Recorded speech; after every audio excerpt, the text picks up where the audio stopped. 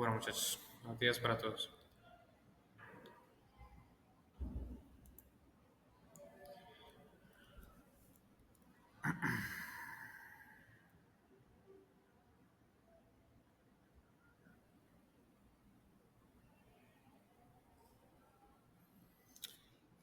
Bueno, buenos días para todos. Vamos a iniciar este curso de variables y estructuras de control en Python.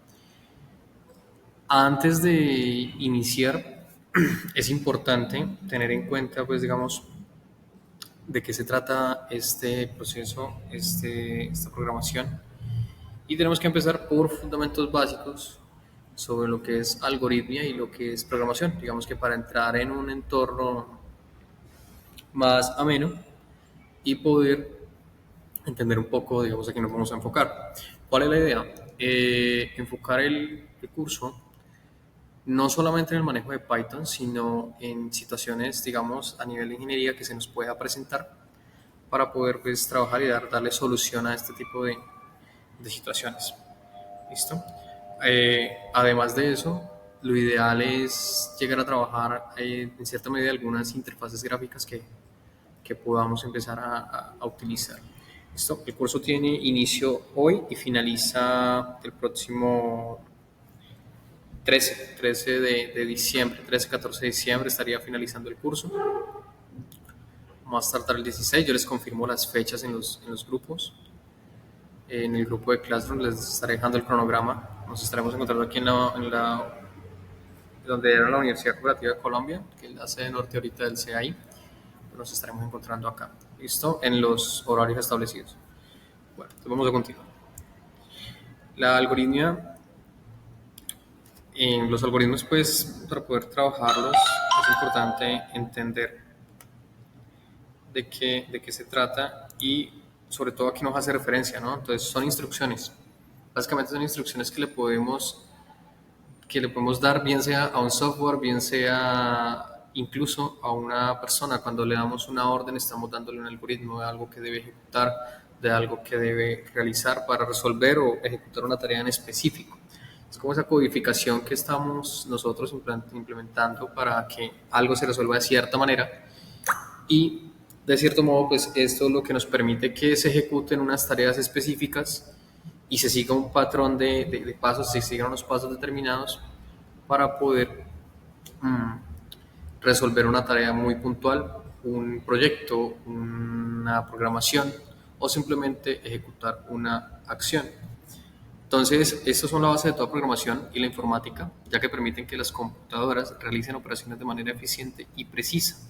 Puede ser implementado en diferentes lenguajes de programación y puede variar en complejidad dependiendo de la tarea que se quiera realizar.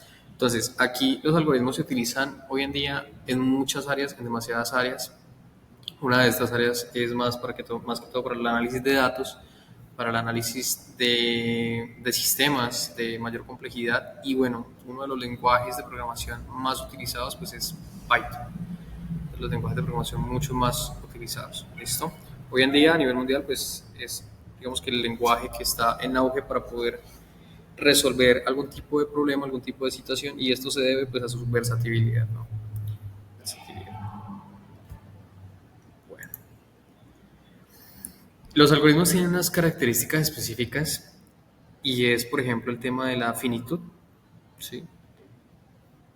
Él tiene una serie finita de pasos, tiene líneas, tiene comandos que tienen una serie finita. O sea, un algoritmo no es infinito. Si bien puede entrar en un bucle, ese bucle en algún punto termina y él puede salir, puede hacer otras cosas aparte de ese bucle, pero tiene un inicio y tiene un fin. Entonces, a eso se refiere con la finitud. En muchos algoritmos, en muchos lenguajes de programación, uno debe ser muy claro a la hora de decirle qué hacer. Y más cuando se está programando por código, hay diferentes tipos de programación. Este es uno de los códigos de programación orientada a objetos. Para el tema de Python es un lenguaje de programación orientado a objetos.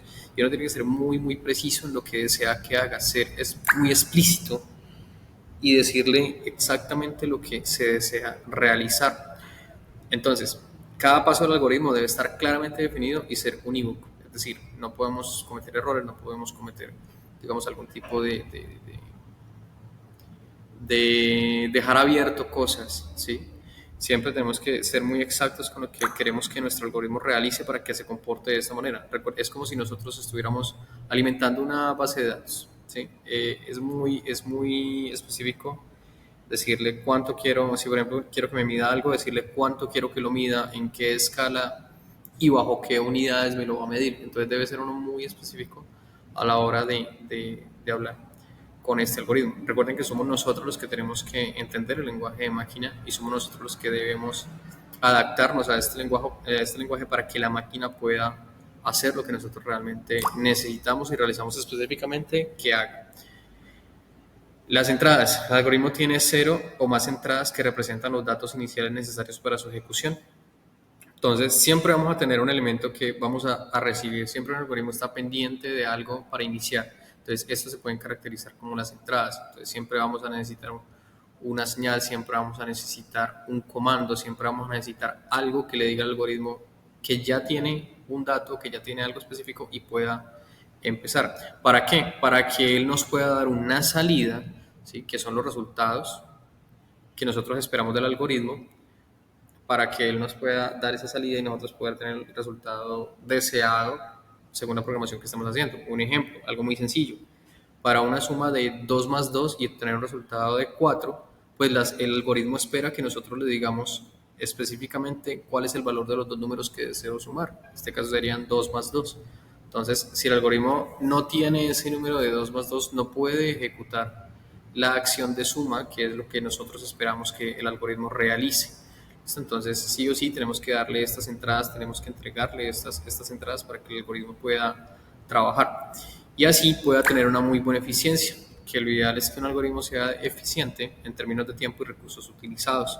Entonces, lo ideal es simplificar, automatizar tareas que parezcan complejas, hacerlas sencillas a través de la programación. Básicamente son como las características principales de un algoritmo. Hay diferentes tipos de algoritmos. Tenemos algoritmos de búsquedas, de ordenamiento y de optimización. Los algoritmos de búsqueda tenemos diferentes: búsqueda lineal y búsqueda binaria.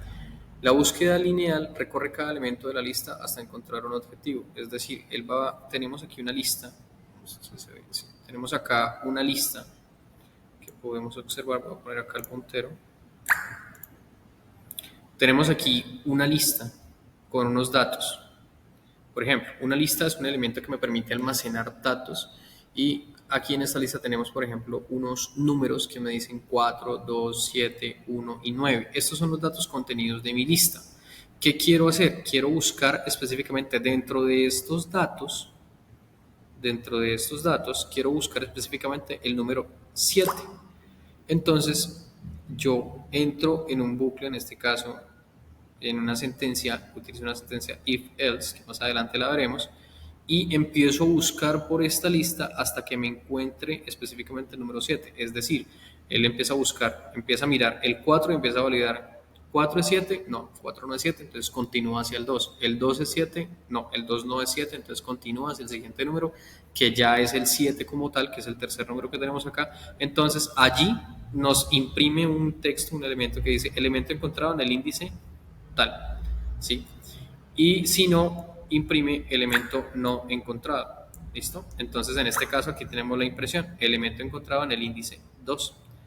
Entonces, esta búsqueda lineal recorre cada elemento, mira elemento por elemento de una lista, de un conjunto de datos que yo pueda tener para poder encontrar un dato en específico, ¿sí?